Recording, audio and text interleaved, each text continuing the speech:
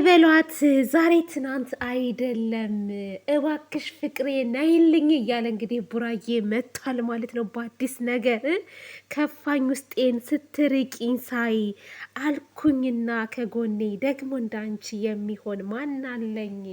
ኧረ ተይ በሏት ያችን ልጅ እያለ ነው የመጣው። ዋው ዋው ዋው ዋው! ቡራዬ ሰላም ጤና ይስጥልኝ። እንዴት ናችሁ የኔ ምርጦች፣ የኔ ምርጣ ምርጦች? እኔ በጣም ደህና ነኝ እግዚአብሔር ይመስገን።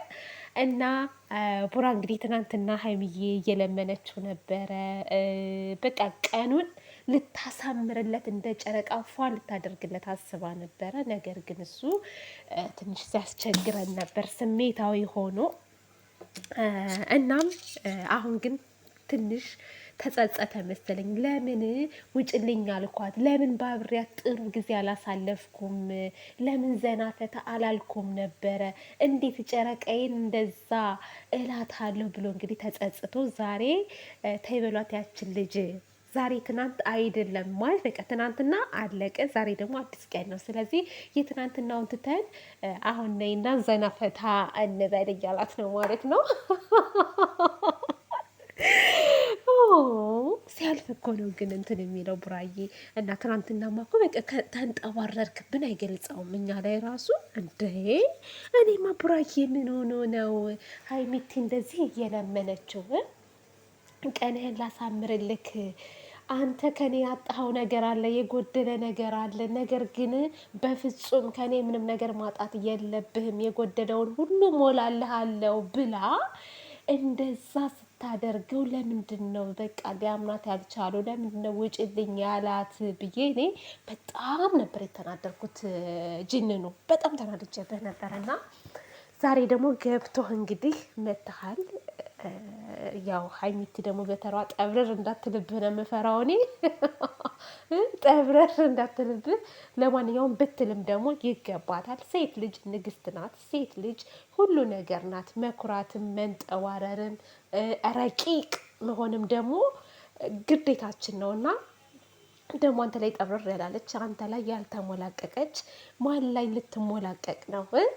እና ለማንኛውም ቡራዬ ሀይሚዬን ተንከባከብልን እባክህ እባክህ፣ አታስከፋት፣ በሞዷ ሄድላት። እኔ ትናንትና በጣም ነው የተመቸችኝ። በቃ ሀሳቧ ምኗ እውነት ነው። ወንዶች የሆነ ነገር ሲጎላችሁ ውጭ ውጭ ታያላችሁ። ግን ያንን ነገር ደግሞ እኛ ራሳችንን ማስተካከል እንዳለብን፣ እንዴት አድርገን ፍቅረኛችንን ባሎቻችንን ማስደሰት እንዳለብን እንግዲህ ትናንትና ሀይሚቲ ስትናገር ነበረ።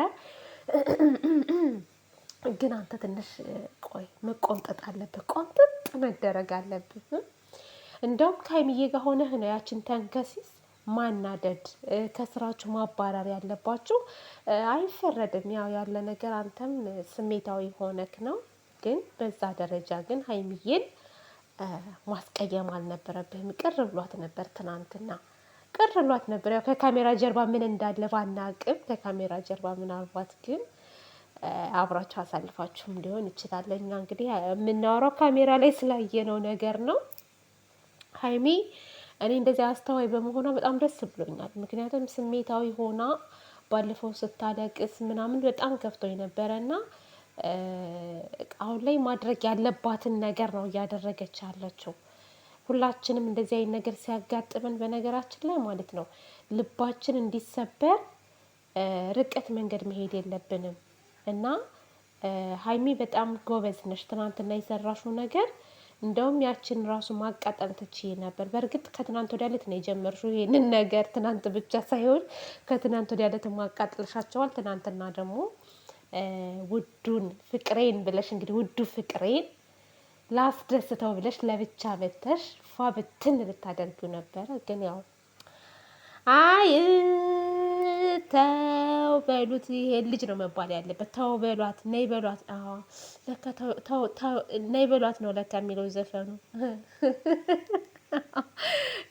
ነይ በሏት ዛሬ ትናንት አይደለም፣ ከፋኝ ውስጤን። አያችኋ፣ ከፋኝ ውስጤን ስትርቀኝ አልኩኝ እና ከጎኔ። ትናንትና በጣም ከፍቶታል። በእርግጥ ስትሄድ ደግሞ ሞር ከፍቶሃል። እሱ የራስ ችግር ነው ቡራዬ። ለማንኛውም ሀይሚዬን ጨረቃዋን ተንከባከብልን። ሁሌም ወደፊት ወደኋላ ሳይሆን ወደፊት መምራት አለባችሁ ማለት ነው። እና በህይወታችሁ ውስጥ ማንንም ሰው ጣልቃ እንዳታስገቡ። ማንንም ሰው መፍታት ካለባችሁ ራሳችሁ ብቻ ፍቱት። እዩም ደግሞ ወደ መጣችበት ትመለሳለች ብዬ ተስፋ አደርጋለሁ። የፈለገ ታምር ቢመጣ ቡራዬ እንዳትፈራ፣ ተጋፈጥ። መጋፈጥ በቃ ፊት ለፊት ማለት ነው። እውነትን ፊት ለፊት ካልተጋፈጣችሁ ማለት ነው፣ በመሸሽ ከሆነ ባታደርጉትም አድርጋችኋል ነው የምትባሉት ማለት ነው። እና እንደዛ አድርጉ። ሀይሚቲ የፍቅር ሰው ትችያለሽ፣ ቀጥይበት፣ በርቺ፣ ጎብዢ። አንቺ ለብዙ ሰው ተምሳሌት የምትሆኝ ልጅ ነሽ። በነገራችን ላይ የፈለገ ታምር ቢሉሽ መስሚያሽን ጥጥ አድርጊ። ለሚያከብርሽ አክብሪ። ዝቅ ለማድረግ ለተነሳ ደግሞ አንቺ የበላይ ሆነሽ መነሳት ነው ያለብሽ። እሺ። እና ምንም ነገር እንዳይሰማችሁ፣ ቡራም እንደዛው ማለት ነው። እንዴ ቡራዬ፣ ቡሩካ፣ ቡራነቴ፣ የኛ ሸለላ፣ ባንተ ቀልድ የለም፣ ባንተ ቀልድ የለም። እሺ። የፈለገ ታምር ቢሎ እኔ ከጎንህ ነኝ፣ ከጎንህ። ባንተና በሀይሚዬማ ድርድር የለም፣ ድርድር የለም። በሚስትና በሀገሬ ድርድር የለም ይሉ የለም። እና እንደዛ ነው። ለማንኛውም ውዶቼ፣ ማሮቼ፣ ፍቅሮቼ ለቤት አዲስ የሆናችሁ ላይክ ሰብስክራይብ አድርጉ። ለምንድን ነው ግን ሰብስክራይብ የማታደርጉት ጋይዝ? ላይክ ስለምንድን ነው የማታደርጉኝ? አትወዱኝም? ስህተት ካለ ስህተት አለብሽ በሉኝ። በቃ ላስተካክል። ሰብስክራይብ እያደገ አይደለም ፕሊዝ።